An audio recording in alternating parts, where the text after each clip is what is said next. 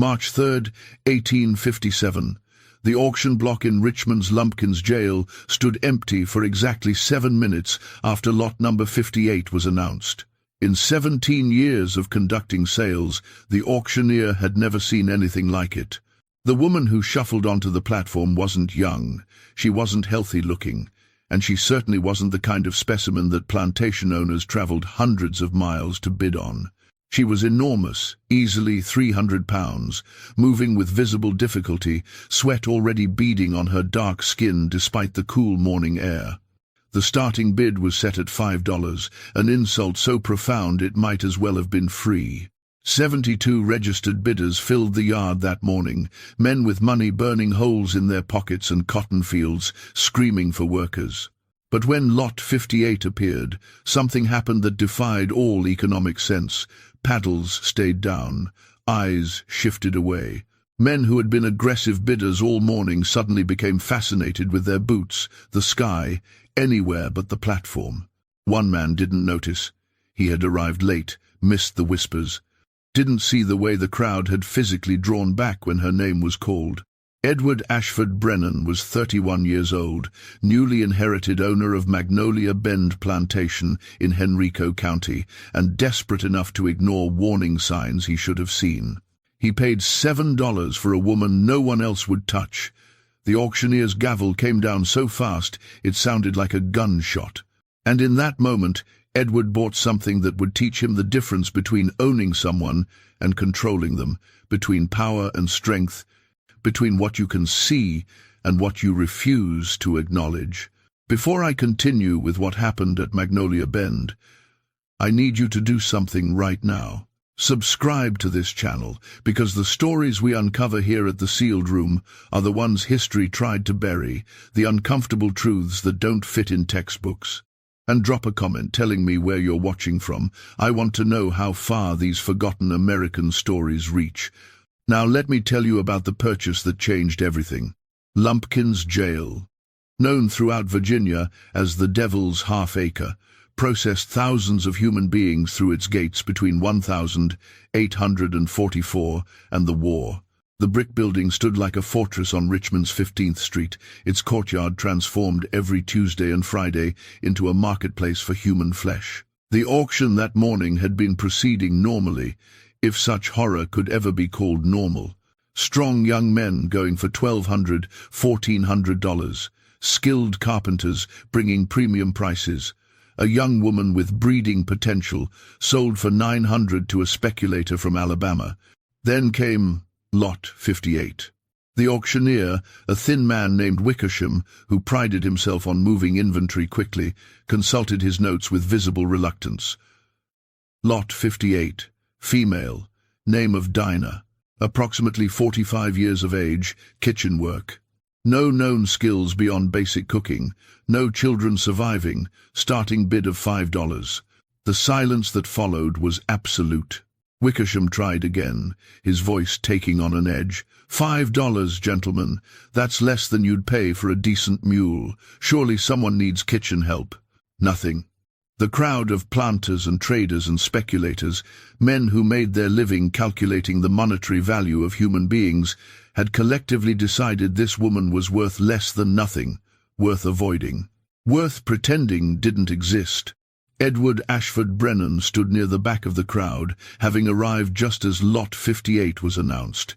He had inherited Magnolia Bend 6 weeks earlier when his uncle died without direct heirs.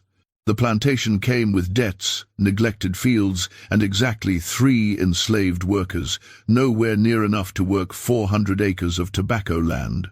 Edward had come to Richmond with $2,000 and instructions from his creditors to purchase at least 10 workers immediately or face foreclosure. But the morning's bidding had been fierce, prices inflated beyond what Edward could afford. He had managed to buy only 4 men, spending $1,600 and leaving him with just $400 for the rest. He needed at least 6 more workers, but at current prices, that was impossible. When he saw the obese woman on the platform and heard the $5 starting bid, Edward's desperate mathematics took over. If he could buy her and 5 more at bargain prices, he might salvage his situation. Kitchen worker was kitchen worker. Her size didn't matter for cooking. $7, Edward called out, his voice clear in the silence. Heads turned. Men stared. A few exchanged glances that Edward, focused on the platform, didn't see. $7 to the gentleman in the grey coat, Wickersham said, relief flooding his voice. Going once, going twice. He paused, giving the crowd one final chance. No one moved. Sold to the gentleman in grey. The woman called Dinah turned slowly to look at Edward. Even from 30 feet away, he could see her eyes, dark and measuring, studying him with an intensity that should have warned him, should have made him ask why 71 other men had refused to bid, should have made him wonder what they knew that he didn't. But Edward was thinking about his creditors and his debts and his desperate need to make Magnolia Bend profitable before the bank took it all away. He didn't ask questions, didn't investigate, just signed the papers, paid his money, and arranged for his purchases to be transported to Henrico County. It was only later, while settling accounts in the auction house office, that he overheard a conversation between two traders. Can't believe someone finally bought her. Been sitting in the pens for 5 weeks.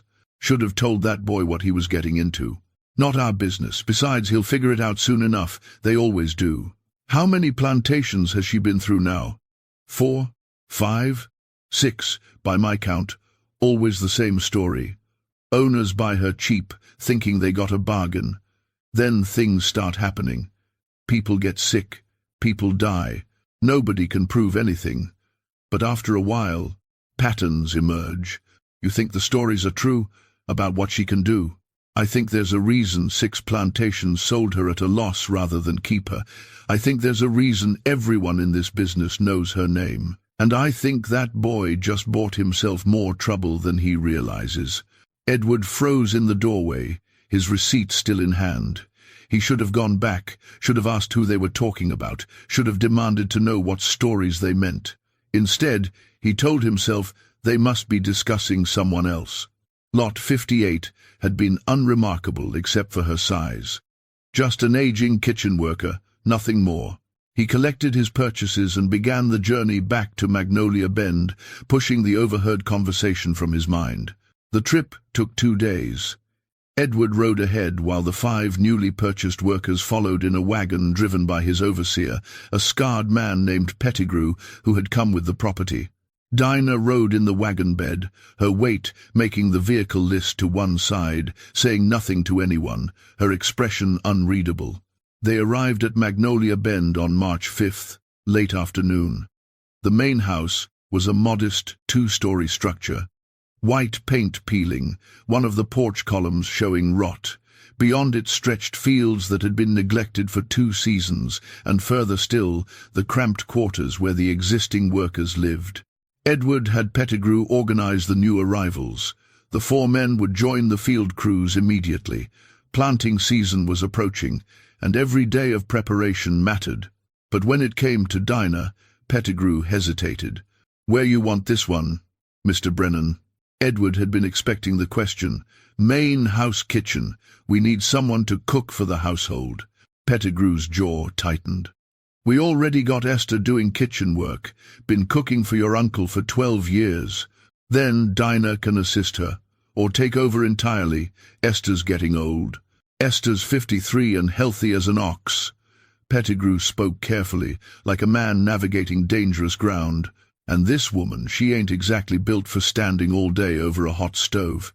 Edward felt his temper rising. He had paid for this woman, little as it was, and he would decide how to use her. "Your concern is noted. Put her in the kitchen.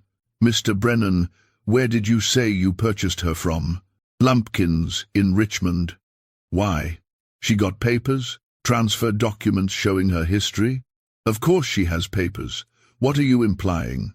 Pettigrew opened his mouth, seemed to reconsider, then shook his head. "Nothing, sir. I'll show her to the kitchen." That evening, Edward met with Esther, a compact woman with grey threading through her hair and hands, scarred from decades of kitchen work. She stood in the main house hallway, her expression carefully neutral as Edward explained the situation. "Her name is Dinah. She'll be assisting you in the kitchen, learning your routines. perhaps eventually taking over some of the heavier work. "Yes, master." Esther's voice was flat. "Is there a problem?" "No, master." But Edward could see there was. "Speak plainly, Esther. What's wrong?" Esther glanced toward the kitchen, where Dinah presumably waited, then back to Edward. "That woman. Where she come from?" "Richmond. The auction. She got a last name, or a previous owner?" "I don't know." "Why does it matter?" "It matters because kitchen is my domain, master. I know every cook and kitchen worker between here and Petersburg. Word travels among us. We hear things. And there's a woman fits that description, been sold 6 times in 4 years, leaves a trail of sick people and dead owners behind her." Edward felt cold despite the warm evening. "That's superstition." "Is it? You ask yourself why she went for $7 when field hands going for over 1,000? You ask yourself why nobody else bid? I got a bargain because of her size and age. Nothing more." "Then you got nothing to worry about, do you, master?" Esther's tone was respectful, but her eyes held something else. Knowledge, warning, maybe even pity. That night, Edward couldn't sleep. He lay in his uncle's old bed, now his, staring at the ceiling and thinking about the overheard conversation at the auction house. 6 plantations, people getting sick, people dying. Nobody can prove anything. He told himself it was coincidence. Enslaved people died from disease, malnutrition, exhaustion, the brutalities of the system. White people died too, from fevers and infections and accidents. Correlation wasn't causation. A woman being sold multiple times didn't mean she was dangerous. It probably just meant she was difficult to work with, lazy or incompetent. But at 3 in the morning, doubt gnawed at him. Why hadn't he asked more questions? Why hadn't he demanded to see her full history? Why had he been so focused on the price that he ignored every warning sign? The answer was uncomfortable. Because he was desperate. Because Magnolia Bend was failing and he needed workers immediately.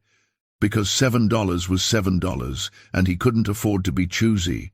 He had bought Dinah the way a drowning man grabs at debris, not caring what it is, only that it might keep him afloat a little longer. The next morning, Edward decided to confront the situation directly. He would examine Dinah's papers, check her history, and if necessary, sell her immediately to one of the traveling traders who passed through Henrico County. Better to lose $7 than risk whatever those whispered stories suggested. He found Pettigrew in the Plantation office, a small building near the main house where records were kept. "I need to see the transfer documents for Lot 58. The woman, Dinah."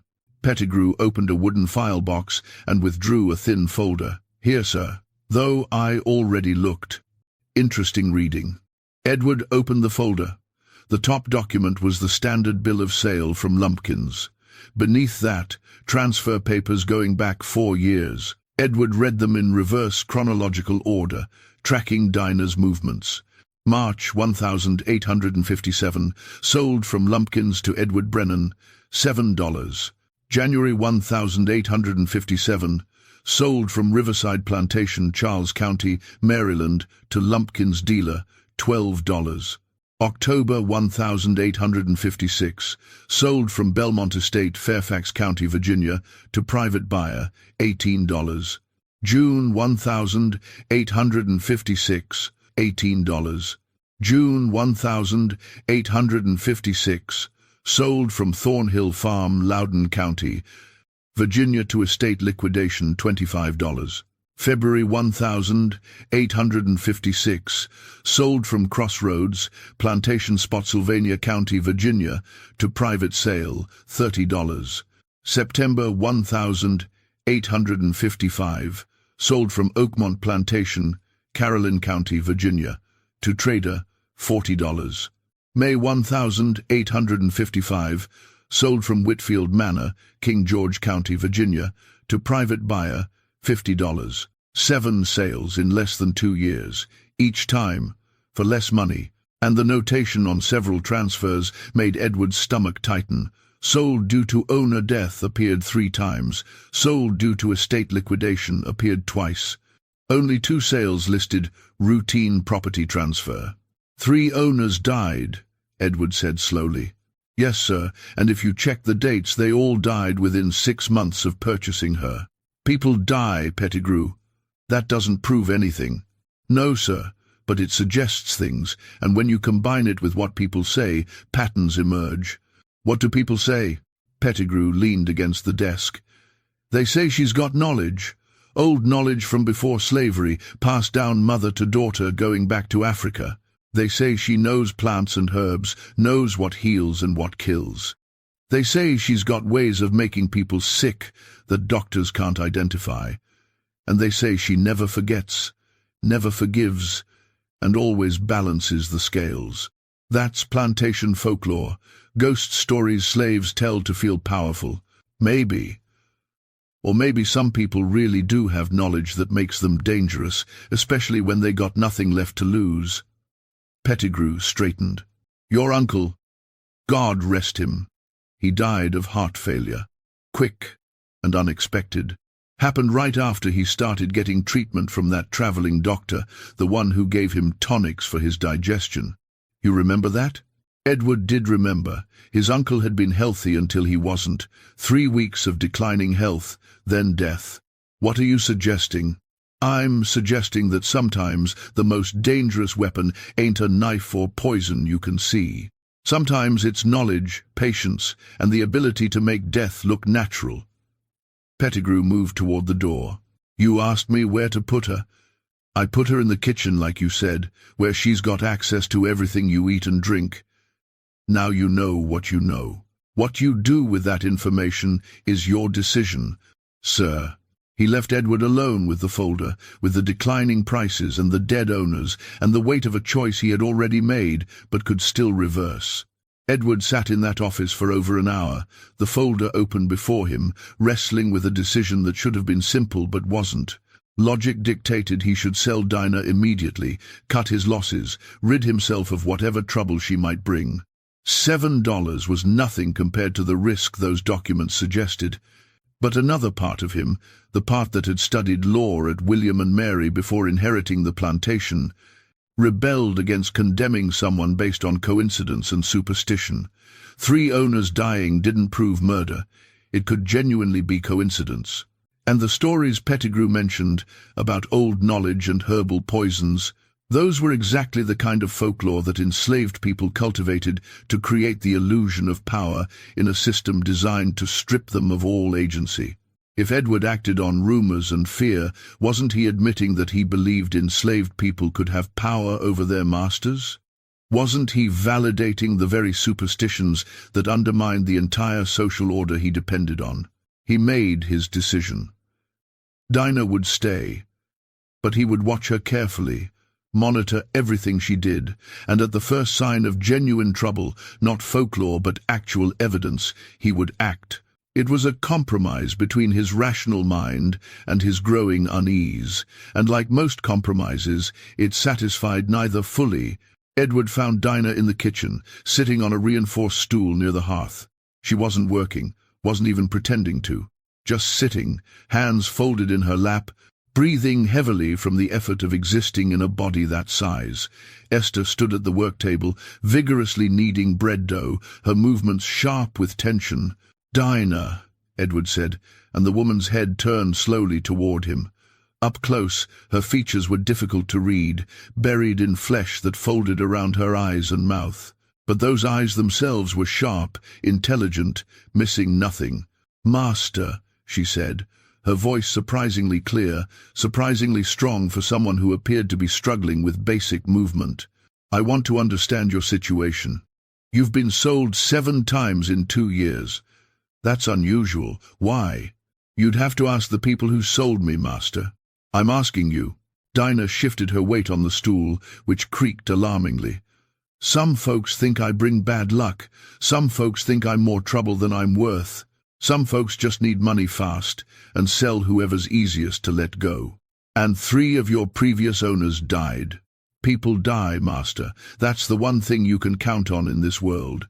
Rich folks, poor folks, masters, slaves. Death comes for everyone eventually." It was almost exactly what Pettigrew had said.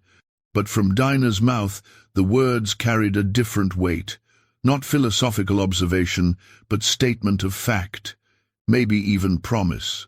What kind of work did you do at your previous plantations? Kitchen work, mostly. Cooking, cleaning, preparing meals. Sometimes helping with preserving food, making medicines, tending to sick folks when needed. You have medical knowledge? Some. My mama was a healer. She taught me about plants and herbs before she died. I can make tonics for fever, poultices for wounds, teas for stomach ailments. Basic things. Edward felt his pulse quicken. Medical knowledge meant access to substances that could heal or harm. It meant understanding dosages, understanding which plants were beneficial and which were deadly. It meant power.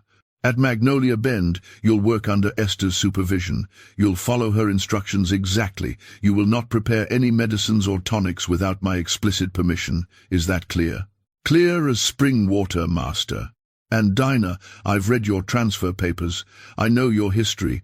I'm willing to give you a chance here, but understand that I'm watching. If anything unusual happens, if anyone gets sick, if there are any problems at all, I will hold you responsible. Do you understand that? For the first time, something shifted in Dinah's expression. Not fear, not submission, but something closer to recognition. She was seeing Edward clearly now, understanding the kind of man he was. Educated, trying to be fair, but ultimately still a master, still part of a system that reduced her humanity to $7 and a bill of sale. I understand perfectly, Master, she said softly. You want me to know my place. You want me to understand that you got power over me, that if anything goes wrong, you'll blame me first because that's easiest. I understand all that real well. The words should have been defiant, but they weren't. They were simply true, stated without emotion, like observing that the sky was blue or water was wet. Edward left the kitchen feeling like he had somehow lost an exchange he should have won. The following weeks established a routine at Magnolia Bend. The field crews, now supplemented by Edward's new purchases, began preparing the tobacco fields for planting. Pettigrew drove them hard, knowing they were behind schedule and that every day's delay meant reduced yield and lower profits. In the main house, an uneasy arrangement developed in the kitchen.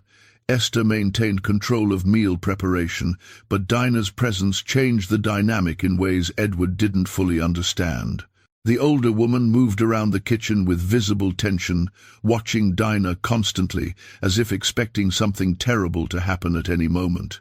But nothing happened. Dinah did exactly what she was told. She peeled vegetables with surprising dexterity despite her size. She stirred pots, washed dishes, cleaned surfaces. She moved slowly, breathing heavily, sweating constantly, but she worked. And the food that emerged from that kitchen was, if anything, better than before. Edward found himself relaxing slightly. Perhaps the stories had been exaggerated. Perhaps Dinah was simply an unfortunate woman whose size made her difficult to employ, passed from plantation to plantation, not because of any sinister abilities, but simply because she ate more than she produced in labor value. Then, 3 weeks after her arrival, the first incident occurred. Pettigrew fell ill on a Tuesday morning. He had been fine the previous evening, eating dinner and discussing the next day's work assignments. But by dawn, he was vomiting violently, unable to stand without dizziness, complaining of severe stomach cramps. Edward called for the local doctor, an elderly man named Hewitt, who served the scattered plantations of eastern Henrico County. Dr. Hewitt examined Pettigrew, asked questions about what he had eaten, and concluded it was likely food poisoning. Something he ate disagreed with him. It happens.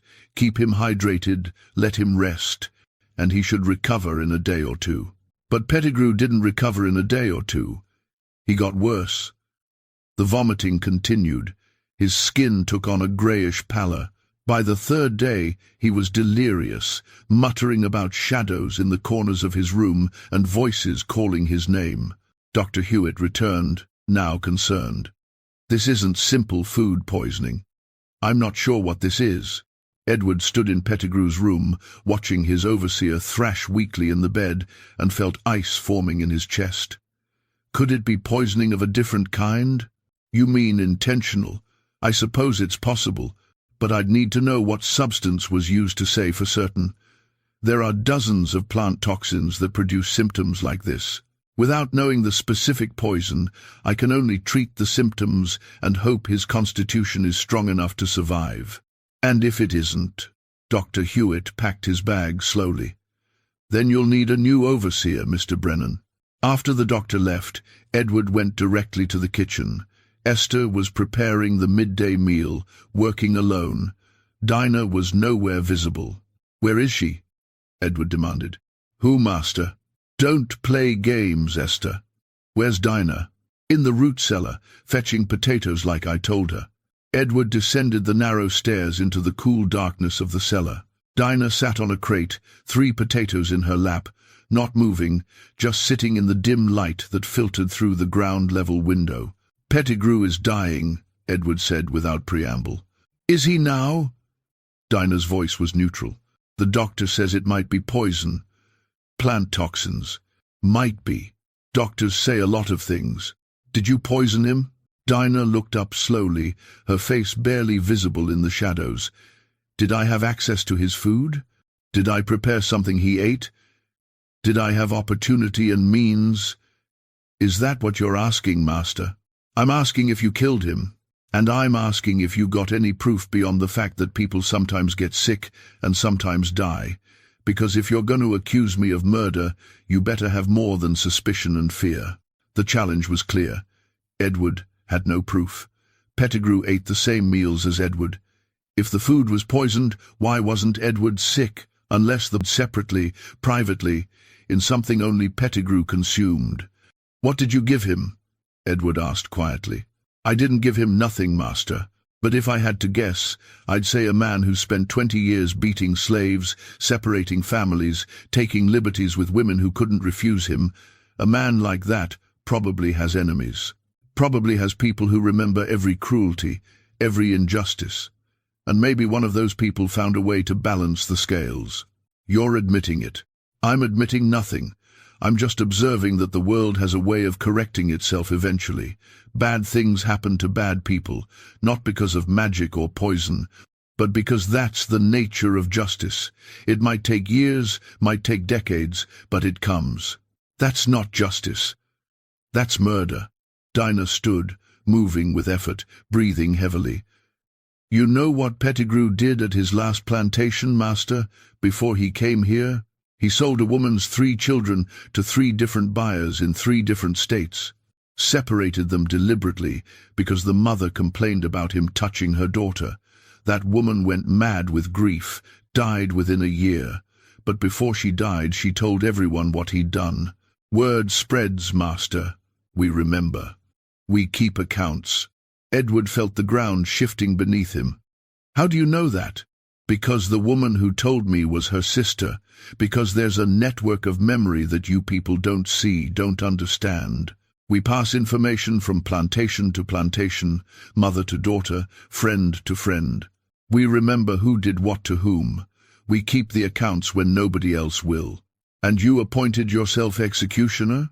I appointed myself nothing. I'm just a fat old woman who knows about plants. If someone happens to eat the wrong mushroom or drink tea made from the wrong root, that's unfortunate. That's nature. That's not murder, is it? Can't be murder if it's natural causes. The logic was circular, perfect, and absolutely chilling. Edward realized he was standing alone in a dark cellar with a woman who had just confessed to killing his overseer while simultaneously denying everything. And he had no proof, no witnesses, nothing but his own certainty that Dinah was responsible. Get out, Edward said quietly. Get out of my cellar, my kitchen, my plantation. You're sold. I'll find a trader tomorrow, and you'll be gone by the end of the week. Dinah moved past him slowly, climbing the stairs with visible effort. At the top, she paused and looked back. You'll try to sell me, master, but you'll find it harder than you think, because word travels both ways. And when traders hear that Pettigrew died in your house after I arrived, they'll wonder. They'll ask questions. They'll offer you less and less until you're practically paying them to take me. And eventually, you'll realize that you're stuck with me, just like the 6 owners before you were stuck with me, until something happens that makes keeping me more dangerous than the embarrassment of selling me at a loss." She disappeared into the kitchen, leaving Edward alone in the darkness. Pettigrew died that night, convulsing violently at the end, his last words incoherent pleas for forgiveness directed at people who weren't in the room. Dr. Hewitt signed the death certificate listing poisoning from unknown plant toxin as the cause, which was honest but also damning. It meant murder was possible but unproven. Edward spent the night after Pettigrew's death going through the overseer's personal effects, searching for something he couldn't name, evidence maybe, or justification, or understanding. What he found was a journal, written in crude handwriting, documenting 23 years of plantation management. The entries were mundane mostly, weather observations, work assignments, discipline records. But scattered throughout were other notes, written in a different tone, almost confessional. Edward read them with growing horror. January 1843. Sold the 3 children today. Mother wouldn't stop crying. Had to have her whipped to shut her up. Sometimes you got to be cruel to maintain order. August 1847. The yellow fever took 12 this summer. Could have called a doctor for more of them, but the expense wasn't justified. Better to let the weak ones die and keep the strong ones healthy. March 1851. Had to make an example today. Young buck talked back, questioned my authority, whipped him until he couldn't stand. He'll heal or he won't. Either way, the others learned their lesson. Page after page of casual cruelty, documented like farm expenses, lives destroyed and families shattered, noted with the same emotional weight as repairing a fence or buying new tools. Edward closed the journal and sat in the darkness of Pettigrew's cabin, understanding something he hadn't before. Dinah wasn't simply a murderer. She was an accountant of suffering, keeping ledgers that the legal system refused to keep, dispensing justice that courts would never provide. And Pettigrew, by his own written admission, had deserved exactly what he got. The realization should have made Edward feel better. Instead, it made everything worse. Because if Pettigrew deserved death for his crimes, what about Edward himself? He owned slaves, he profited from their labor, he participated in a system that enabled men like Pettigrew to flourish. In Dinah's accounting, where did that place him? The next morning, Edward called Esther to his study. "Tell me the truth. Did Dinah poison Pettigrew?" Esther stood with her hands folded, her face carefully neutral. "Can't say for certain, master. But I can tell you that 3 days before Pettigrew got sick, he came to the kitchen, demanding special tea for his digestion. Said his stomach was bothering him. I was going to make it, but Dinah said she knew a better remedy, something her mama taught her. She made him tea from roots she had in her bag, said it would settle him right down. And you let her? Wasn't my place to argue, master. She seemed to know what she was doing, and Pettigrew drank it without question. Came back the next 2 days asking for more, said it was helping. Why didn't you tell me? Because you got enough troubles without me adding to them. And because... Esther hesitated, then continued quietly. Because some debts need settling. And it ain't my place to interfere with justice, even when justice looks like poison. You think he deserved to die? I think Pettigrew did terrible things to a lot of people over a lot of years. I think he separated families, beat children, violated women who couldn't say no. I think the world's a better place without him in it. Does that make me guilty too, master, because I knew what might happen and didn't stop it? Edward had no answer. The moral ground he thought was solid kept shifting, revealing depths he didn't want to examine. Is she going to kill me too? He asked quietly. Esther's expression softened slightly. I don't think so, master. Not unless you give her reason. Dinah doesn't kill for pleasure. She kills to balance accounts. You ain't done nothing to her yet. You been fair, mostly. You ain't cruel. Long as that stays true, I expect you'll be fine. And if it doesn't stay true, then I expect you'll go the way Pettigrew went, painful and slow and with enough time to think about why it's happening." Edward dismissed her and sat alone, trying to process everything he had learned. He had bought a woman for $7 and discovered she came with a price tag that had nothing to do with money. She cost certainty, cost moral clarity, cost the comfortable illusion that masters had absolute power over the people they enslaved. He could still sell her, should sell her, but Dinah's prediction haunted him. Word travels both ways. Traders would ask questions. They would offer insulting prices. And eventually, Edward would be stuck with a woman he was terrified of, unable to sell her, unable to control her, unable to do anything but watch and wait, and hope he never gave her reason to add his name to her ledger. The funeral for Pettigrew was small, attended only by Edward and a few neighbouring planters who came more out of obligation than grief. They lowered him into the ground on a grey April morning, and Edward found himself thinking that no one mourned, no one cried, no one would remember this man beyond his function as overseer. In death, Pettigrew had become exactly what he had reduced so many others to: a transaction, a loss in the ledger, a problem solved. And somewhere in Magnolia Ben's kitchen, Edward knew, Dinah was stirring pots and peeling vegetables and keeping her own accounts, balanced in ways that the law would never recognize, but that felt, God help him, like something approaching justice. The weeks following Pettigrew's death brought an uneasy peace to Magnolia Bend. Edward promoted a field hand named Marcus to overseer, a quiet man in his 40s who had worked the plantation since Edward's uncle purchased it 15 years earlier. Marcus managed the workers with firm efficiency, but without Pettigrew's casual cruelty, and productivity actually increased. Edward told himself this was because the planting season was progressing well, because the weather cooperated, because the tobacco plants were thriving, but he knew the truth. People worked better when they weren't terrified. They worked better when the man supervising them hadn't spent decades perfecting methods of inflicting maximum suffering.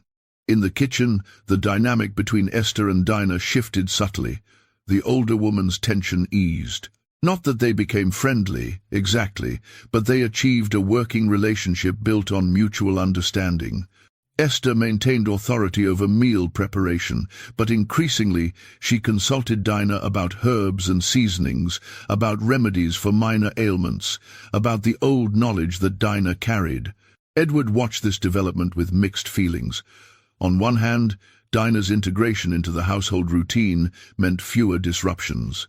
On the other hand, it meant she was establishing herself, putting down roots, making herself useful enough that removing her would create problems. He was being managed, Edward realized. Dinah was doing to him exactly what she had probably done to 6 previous owners, making herself indispensable while simultaneously terrifying him just enough to prevent any decisive action against her. In early May, something happened that forced Edward to reevaluate everything he thought he understood.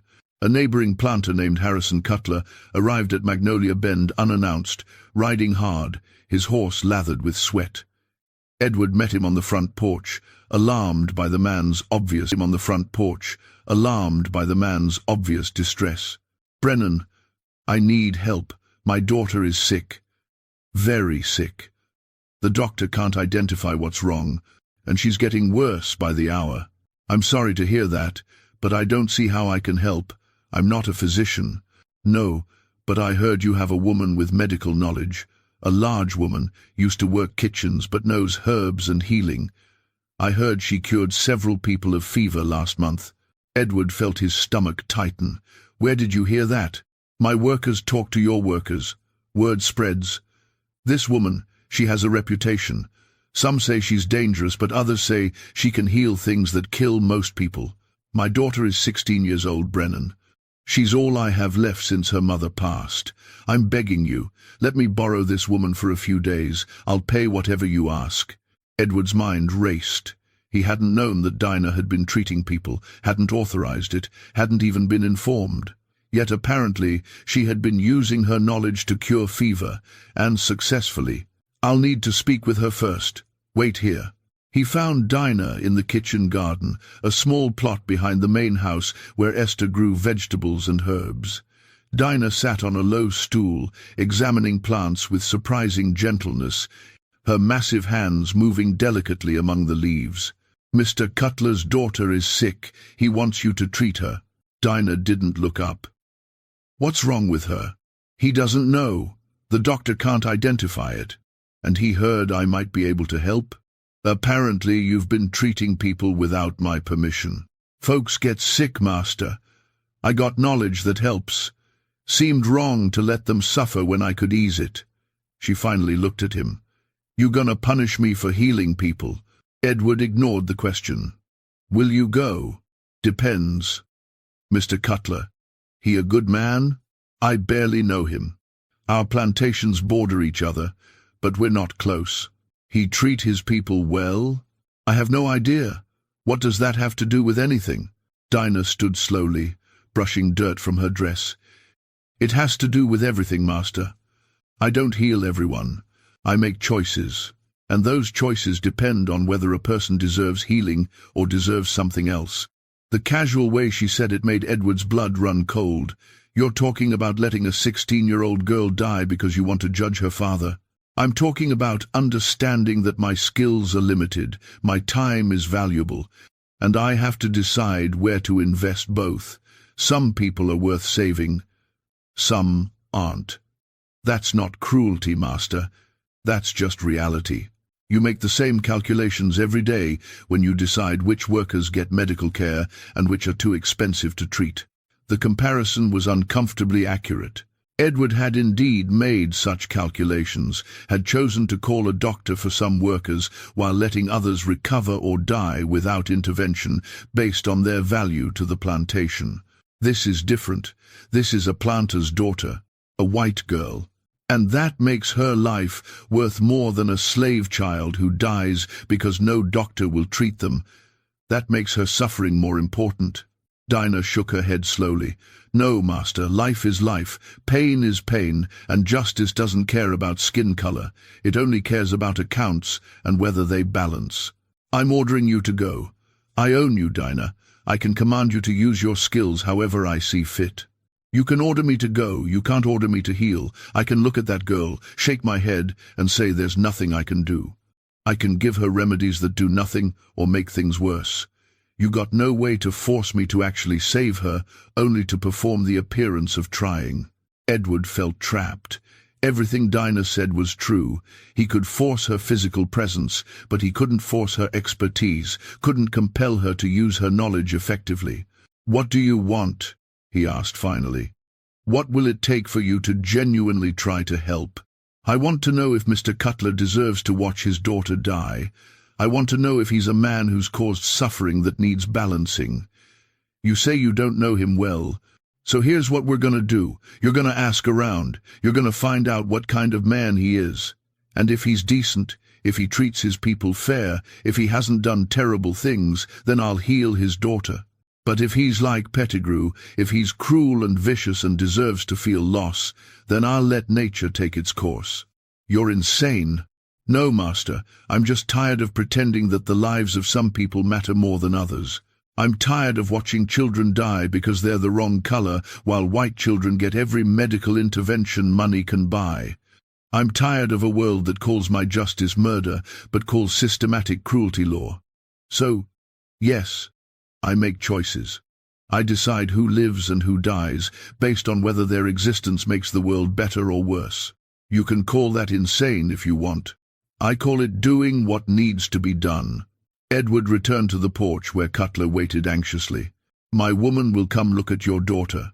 But I need to ask you something first, and I need you to be honest. How do you treat your workers?" Cutler's expression shifted from anxiety to confusion. "What does that have to do with anything? Just answer the question." "I treat them like any planter treats his property, firm but fair. I don't tolerate laziness, but I'm not needlessly cruel." "Why are you asking this?" "Because the woman you want to help your daughter makes judgments about who deserves her skills, and she bases those judgments on moral factors. She's a slave. She doesn't get to make judgments. Legally, no. Practically, yes, because I can force her to travel to your plantation, but I can't force her to actually heal your daughter. So I'm asking you plainly, have you done things that might make her decide your family doesn't deserve her help? Cutler's face had gone pale. What kind of things? Have you separated families, sold children away from parents, beaten people beyond what was necessary for discipline, violated women who couldn't refuse you? The kinds of things that create debts, needing balance. I've done what every planter does, what the system requires. Nothing excessive, nothing unusual.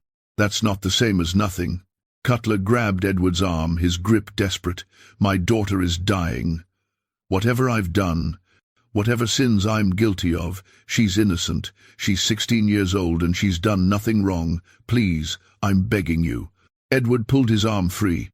Wait here. He returned to Dinah in the garden. Cutler says he's treated his people firmly but fairly, says he's done nothing excessive. He's also begging for his daughter's life, says she's innocent regardless of his sins. Dinah was quiet for a long moment, her face unreadable. Innocent, she said finally. That's a complicated word. His daughter has lived her whole life in comfort bought with slave labor. She's worn dresses sewn by people who own nothing. She's eaten food prepared by people who go hungry. Is she innocent of her father's choices? Maybe, but she's benefited from them every day of her life. She's 16 years old. So was my daughter when she died. So were a dozen other daughters who got no doctors, no desperate fathers riding for help, no skilled healers willing to try. They just died, and the world moved on, and nobody begged for their lives because they didn't matter enough. So you'll let this girl die to make a point? No, Dinah said quietly. I'll save her to make a different point, that mercy isn't determined by law or money or skin color, that sometimes the most powerful act is choosing to heal when you could choose to harm. That justice and mercy can exist together if you're wise enough to know when each is appropriate. She stood with effort. Tell Mr. Cutler I'll come. Tell him I'll do everything I can for his daughter. But also tell him that he owes me, not money, not gratitude, but a debt that will one day need repaying. And when I come to collect, he better remember this moment and remember that mercy was given when justice could have been taken instead. Edward and Dinah traveled to Cutler's plantation that afternoon, a 2-hour journey in the wagon. Dinah sat in the back saying nothing, her massive form swaying with the vehicle's movement. Edward drove, his mind churning with questions he didn't dare ask. The Cutler plantation was larger than Magnolia Bend, more prosperous, the main house freshly painted and well-maintained. But as they approached, Edward noticed details that suggested Cutler's firm but fair description might be generously stated. The quarters were cramped and poorly maintained. The workers they passed moved with the characteristic hunched posture of people who lived in fear. Cutler met them at the main house, barely acknowledging Edward, his attention fixed on Dinah. You can heal her. Depends on what's wrong. Where is she? Upstairs. Second room, on the left. The doctor is with her now. They climbed the stairs slowly, Dinah struggling with each step, breathing heavily by the time they reached the landing. Inside the indicated room, a young girl lay in bed, her skin pale and waxy, her breathing shallow and rapid. Dr. Hewitt, the same physician who had treated Pettigrew, stood beside the bed looking helpless. Hewitt, Edward said. What's wrong with her? I don't know. High helps. She's been declining for 3 days. Dinah moved to the bedside, lowering herself onto a chair that creaked alarmingly. She placed one massive hand on the girl's forehead, then checked her pulse, examined her eyes, smelled her breath. How long since the symptoms started? 3 days, Cutler said. She was fine Monday morning. By Monday night she had fever. By Tuesday, she couldn't keep food down. Now she's like this. Dinah stood and moved to the window, looking out at the plantation grounds. Then she turned back to Cutler. Your daughter been eating anything unusual? Berries, mushrooms, anything wild? No, just regular meals. She been drinking anything special? Teas, tonics? Just what the cook prepares. Your cook. She been here long? About 6 months. Why? Dinah's expression shifted slightly. What's her name? Sarah. Came from an estate sale in Petersburg. Why does this matter? Because your daughter ain't sick with fever or disease. She's been poisoned. Deliberately, slowly, over several days. The room went silent. Cutler stared at Dinah, his face transitioning from confusion to horror to rage. That's impossible. Why would anyone? You tell me, Mr. Cutler. You tell me what you did to Sarah, or someone Sarah cares about that would make her decide your daughter needed to die. I've done nothing. I've never even spoken to the woman beyond giving kitchen instructions. Then maybe you should ask her yourself. But first, let me see if I can save this girl's life, because the poison is already working, and if we don't act fast, there won't be anything to save. Dinah moved with surprising speed for someone her size, snapping orders that everyone, including Dr. Hewitt, rushed to obey. She needed milk. Lots of it. She needed charcoal from the fireplace, ground fine. She needed a specific type of root from her bag in the wagon. She needed the girl held down because what came next would be unpleasant. For the next hour, Edward watched as Dinah performed procedures that seemed part medicine, part intuition. She forced the girl to drink mixture after mixture, inducing violent vomiting. She administered charcoal paste that turned the girl's mouth black. She prepared poultices that she placed on the girl's stomach and chest. Through it all, she muttered to herself, calculations that Edward couldn't follow, about timing and dosage and how long certain poisons stayed active in the body. Finally, as the sun was setting outside the window, the girl's color began to improve. Her breathing steadied. Her eyes, which had been glassy and unfocused, cleared slightly. "She'll live," Dinah said finally, her own breath coming in labored gasps from the exertion. But it was close. Another day and the damage would have been permanent. Cutler dropped to his knees beside the bed, tears streaming down his face. "Thank you. God bless you, thank you." "Don't thank me yet," Dinah said quietly. "Now comes the hard part. Now you got to figure out why your cook wanted your daughter dead. And you got to decide what justice looks like when the poison comes from inside your own house." They found Sarah in the kitchen, working on the evening meal with the calm efficiency of someone who had no idea her plan had been discovered. She was a small woman, young, with scars on her forearms that suggested old burns. When Cutler and Edward entered with Dinah behind them, Sarah's hands stilled over the vegetables she was cutting. "Your daughter was poisoned," Cutler said without preamble. "The healer upstairs says it was deliberate, says it had to be someone with access to her food. That means you." Sarah's expression didn't change. "Don't know what you're talking about, Master. Don't lie. The evidence is clear. What I want to know is why. What did I do to make you try to murder my child?" Sarah set down the knife carefully. When she spoke, her voice was flat, emotionless. "You don't even remember, do you? 6 months ago, when you bought me, you bought 2 others from the same sale. You remember them? I remember buying 3 people. So, one was my brother. You sold him 2 weeks later to a trader going south. Separated us, because you needed money quick, and he was worth more than me. I begged you not to. Told you he was all the family I had left. You said business is business." Cutler's face went pale. "That's what this is about. I make dozens of business decisions every week. I can't remember every... You can't remember tearing apart the last piece of my family. You can't remember me on my knees begging you to keep us together. You can't remember saying that my feelings didn't matter, that slaves don't have family bonds that deserve consideration." Sarah's voice remained calm, but her hands were shaking now. "But I remember. I remember every word, every dismissal, every moment of realizing that to you we're just property, just numbers in a ledger. So yes, I poisoned your daughter. I wanted you to feel what I felt.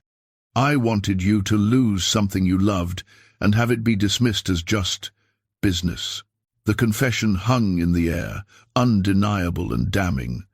Cutler turned to Edward and Dinah, his expression a mixture of rage and something else. Guilt, maybe, or recognition. She just admitted to attempted murder. We need to contact the sheriff, have her arrested and tried. For what? Dinah asked quietly. Poisoning a white girl? You know what the punishment for that is. They'll hang her or worse. Is that what you want? To kill her because she tried to make you understand loss? She tried to kill my daughter, and you killed her family. Not with poison, but with sale documents and money. You destroyed her life and didn't even remember doing it. In her mind, she was just balancing accounts. Cutler's voice rose. The law is on my side. I have every right. The law. Dinah interrupted, her voice hard now. Don't care about right or wrong. It cares about property and power. Under law, Sarah is guilty and deserves death. Under justice, you're both guilty, and the only question is whether punishment creates more suffering or whether mercy creates the possibility of change. She turned to Sarah.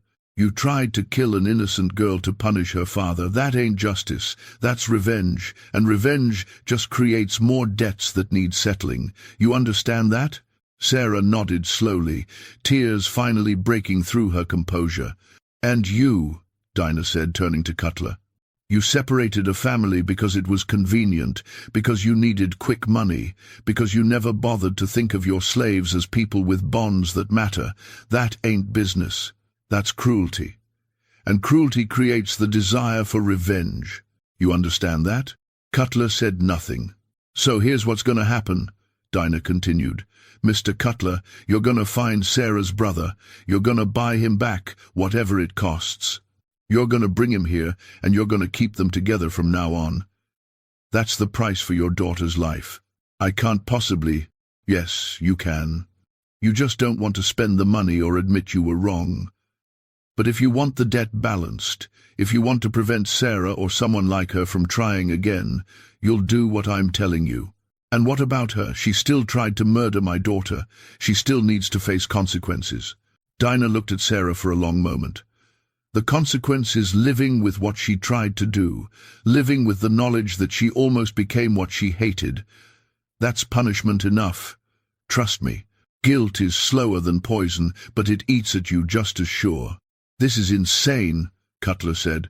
You're asking me to reward her for attempted murder. I'm asking you to recognize that the system you profit from creates situations where people like Sarah see murder as their only option for justice. I'm asking you to break that cycle by actually doing something decent for once, by recognizing that your actions have consequences and that mercy is stronger than punishment. Edward watched this exchange with growing amazement. Dinah was negotiating justice between a master and a slave, arbitrating a dispute that the law would resolve in seconds with a noose and a shallow grave. And somehow, incredibly, Cutler was listening. If I do this, Cutler said finally, if I buy her brother back and keep them together, we're done. The debt is paid. She doesn't get to try again, doesn't get another chance to hurt my family. The debt is paid, Dinah agreed, long as you keep your word. But if you go back on the agreement, if you sell the brother again or punish Sarah beyond what's reasonable, then the debt opens back up. And next time, I might not be around to save your daughter. It was a threat delivered calmly, but everyone in the room understood it. Dinah was establishing terms for a peace treaty, negotiating boundaries between the powerful and the powerless, creating justice where the law refused to provide it. Cutler agreed. The ride back to Magnolia Bend occurred in darkness, the wagon rattling along the rough road, while Edward tried to process what he had witnessed. Dinah sat in the back, silent and exhausted, her breathing heavy but steady. You just negotiated the release of a woman who confessed to attempted murder, Edward said finally. You forced Cutler to pay to reunite a family he separated. You completely overturned every legal principle that governs how this society functions. I saved a girl's life and prevented a cycle of revenge from continuing, Dinah replied. I gave a man the chance to do something decent, and a woman the chance to have family again. Under your law, none of that matters.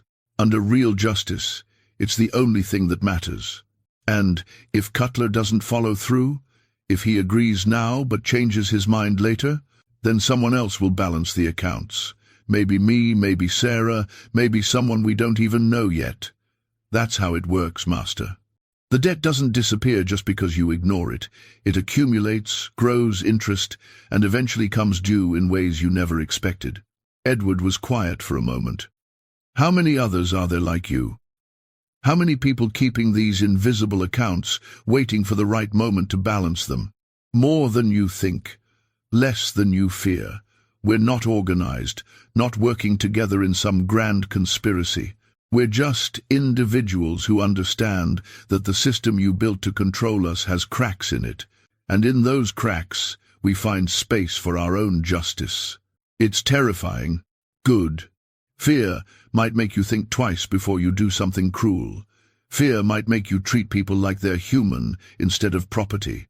Fear might be the only thing that prevents you from ending up like Pettigrew. They rode in silence after that, and Edward found himself thinking about power in ways he never had before. He had been raised to believe that masters held absolute power over slaves, that ownership meant control, that the law guaranteed his authority. But Dinah had shown him a different reality. Power wasn't absolute. Dinah didn't control plantations or write laws or command armies. But she controlled life and death for the people around her, through knowledge and will and the carefully cultivated ability to make herself essential. That was power too, maybe more durable than legal authority because it couldn't be legislated away. Over the following weeks, Edward found himself watching Dinah with new understanding. She had settled into Magnolia Ben's routines completely now. She worked in the kitchen under Esther's nominal supervision, though increasingly the older woman deferred to Dinah's expertise. She tended a growing herb garden that produced medicines for the entire plantation. She treated minor injuries and illnesses with remarkable success, and she taught. That was what Edward hadn't noticed before, or had noticed but not understood the significance of. Dinah was passing her knowledge to others. Young women would come to the kitchen on errands and leave knowing about plants, about remedies, about the old ways that predated slavery and would outlast it. She was building something, creating a network of knowledge that existed parallel to the plantation's official structures. One evening in late June, Edward called Dinah to his study. She entered slowly, lowering herself into the reinforced chair he had purchased specifically to accommodate her size.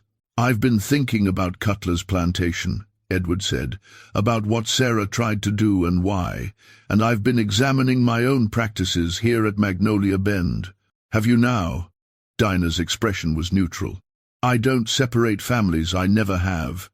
When I purchase people, I try to keep children with parents, siblings together. I thought that made me decent, made me different from people like Cutler. But it doesn't change the fundamental situation, does it? I still own human beings, I still profit from their labor, I still participate in a system that treats people as property. Being marginally less cruel doesn't make me innocent." Dinah was quiet for a moment. "No, it doesn't, but it might make you educable, might mean you're capable of understanding things that most masters refuse to see. I've read about the abolition movement, about people in the North who say slavery is evil and must end. My whole life, I was taught they're radicals, troublemakers trying to destroy Southern society. But sitting here now, talking to you, I'm starting to think they might be right. They are right. Slavery is evil. It corrupts everyone it touches, masters and slaves alike. It creates a world where the only justice available comes through poison and secrecy and the slow accumulation of debts that eventually get balanced in blood." Edward leaned forward. "If I freed everyone here, if I manumitted every person on this plantation, what would happen? You'd be bankrupt within a year. This plantation only profits because you don't pay for labor. Without slavery, you couldn't compete with other planters who still use enslaved workers. You'd lose Magnolia Bend, and whoever bought it would just bring slavery right back. So I'm trapped. Either participate in evil or lose everything. Welcome to the world slaves live in every day, Master, trapped between impossible choices, forced to survive in a system designed to destroy you. At least you got the luxury of feeling guilty about it. We don't even get that." Then what's the answer? How does this end? Dinah stood slowly, moving to the window and looking out at the darkening plantation grounds. It ends the way these things always end, in fire and blood and revolution. The system you built is unsustainable. It requires constant cruelty to maintain, and cruelty creates resistance, and resistance eventually becomes rebellion. Maybe not this year or next year, but soon. The pressure is building, Master. You can feel it if you're honest. The war you're talking about. The North against the South. That's part of it.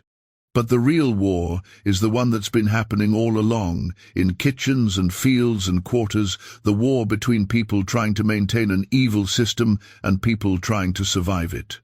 That war has been raging for 200 years. The shooting war that's coming is just the moment when it stops being hidden and becomes visible to everyone. Edward absorbed this, and when that war comes, when the system finally breaks, what happens to people like me? Masters who tried to be decent but were still complicit. That depends on whether you just tried to be decent or actually did something decent. Depends on whether you used your power to minimize harm or just to make yourself feel better while continuing to profit from suffering. What would doing something decent look like? Dinah turned from the window. It would look like recognizing that you can't be a good person while owning other people. It would look like finding ways to prepare for the day when slavery ends, so that when it does, the people who were enslaved have skills and knowledge and resources to build new lives.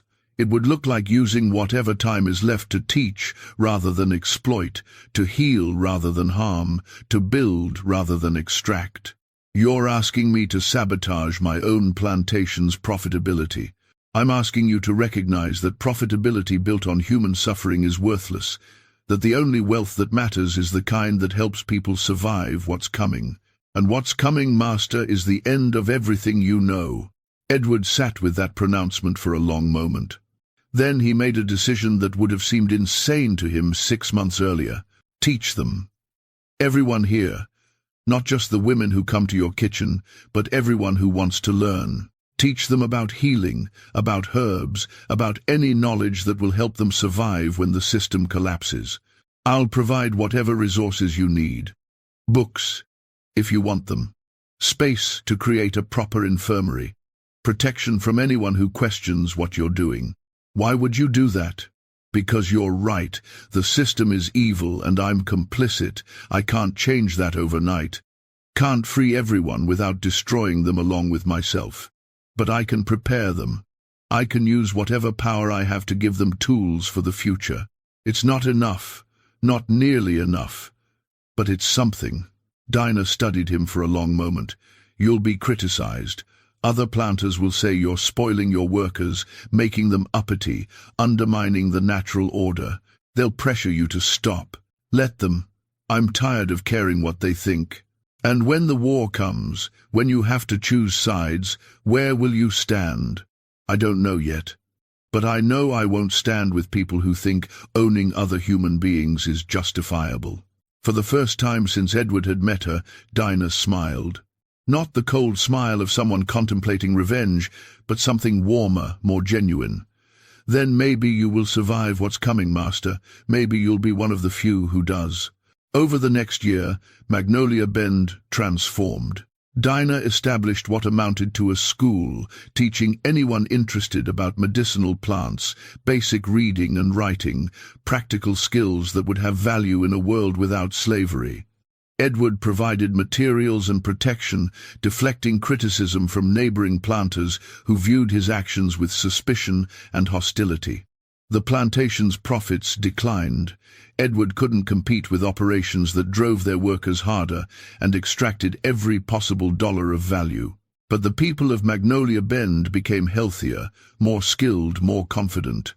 They walked differently, spoke differently, carried themselves with a dignity that comes from knowledge and preparation. Edward learned too. He learned about plants from Dinah, about the old African knowledge that had survived the Middle Passage and adapted to American soil. He learned about the invisible networks that connected enslaved people across plantations and counties and states, the ways information traveled faster than any mail system, the methods people used to resist without appearing to resist. Most importantly, he learned about the accounts. Dinah kept careful records of debts and balances, of who had been wronged and who owed restitution, of the complex moral arithmetic that governed relationships in the plantation world. Edward saw his own name in those records, saw the things he had done that created debts, saw also the things he was doing now that might, someday, balance them. In November of 1858, Harrison Cutler arrived at Magnolia Bend unannounced. Edward met him in the study, pouring bourbon neither man would drink.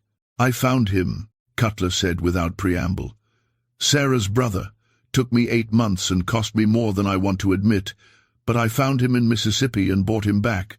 Brought him home last week. How is Sarah?" "Different. Not grateful exactly, but quieter. She works hard, doesn't cause trouble. My daughter is healthy, thriving, and every day I look at them both and think about how close I came to losing everything because I was too cheap and too callous to see people as people." "Has it changed how you run your plantation?" Cutler took a drink after all. "I don't separate families anymore. I actually listen when people talk to me. I try to see them as human beings rather than property. It's harder than it sounds, breaking habits built over a lifetime. But yeah, it's changed me. The other planters must notice. They do. They think I've gone soft. They're probably right. But I sleep better now. And I look at my daughter and know that she's alive because I was forced to see my own cruelty and choose to change. That's worth more than their respect." After Cutler left, Edward found Dinah in the infirmary she had created, treating a field hand who had cut his arm on a tobacco stalk. Cutler kept his word. He found Sarah's brother and brought him home. "I know. Word travels. You changed him, changed how he sees the world. He changed himself. I just gave him reason to. That's all we can do, Master. Give people reasons to choose mercy over cruelty, justice over convenience. Can't force them to be better, but we can show them what better looks like and hope they're wise enough to want it." Edward watched her work, her massive hands, gentle and skilled, turning poison into healing, revenge into education, suffering into knowledge. "I've been thinking about your accounts," he said, "about the debts you track and the balances you keep. Do I still owe you? Am I still on the list of people whose debts need settling?" Dinah finished bandaging the worker's arm and sent him away with instructions about keeping it clean. Then she turned to Edward. "Everyone owes debts, Master. You, me, every person who's participated in this system or benefited from it or suffered under it. The question isn't whether you owe, but whether you're paying. Whether you're using whatever time you have left to settle accounts before the final reckoning comes. And am I paying? You're trying. That counts for something. Not everything, but something. Whether it's enough. We'll find out when the war comes, and we see who survives it with their humanity intact." The war came in April 1861, just as Dinah had predicted. Fort Sumter was fired upon, and the nation split apart, and Virginia seceded from the Union to join the Confederacy. Edward faced the choice Dinah had asked about, where he would stand when the moment arrived. He chose the Union, not publicly, not openly, but in quiet ways that mattered. He provided information to Northern agents. He helped enslaved people escape when opportunities arose. He used his position and his property to undermine the Confederate cause from within. And when Union forces finally occupied Henrico County in 1864, Edward was ready. He had prepared papers manumitting everyone at Magnolia Bend. He had set aside land they could purchase at fair prices. He had ensured they had skills and knowledge and resources to build independent lives. The plantation economy collapsed, just as everyone knew it would. Magnolia Bend couldn't function without slavery, couldn't compete in a world where labor had to be paid for. Edward lost the property eventually, sold it to cover debts and taxes and the accumulated costs of trying to do the right thing in an evil system. But the people of Magnolia Bend survived. They became farmers, craftspeople, healers, teachers. They built lives and families and communities. They carried Dinah's teachings forward, passing knowledge from generation to generation, keeping the accounts she had started, balancing debts she had identified. Edward survived too, though not as a planter. He moved to Richmond and became a teacher, using what he had learned from Dinah to educate freed people about their rights and opportunities.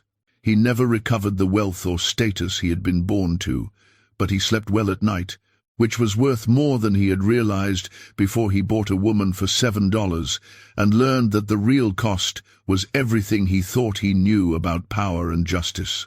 Dinah lived to see emancipation, lived to see the system she had resisted for decades finally break. She continued her work as a healer and teacher, no longer enslaved but still keeping accounts, still tracking debts, still ensuring that justice found its way, even when the law wouldn't provide it. Years later, a visitor to Richmond asked Edward about his time as a plantation owner, about how he had lost his property and his place in Southern society.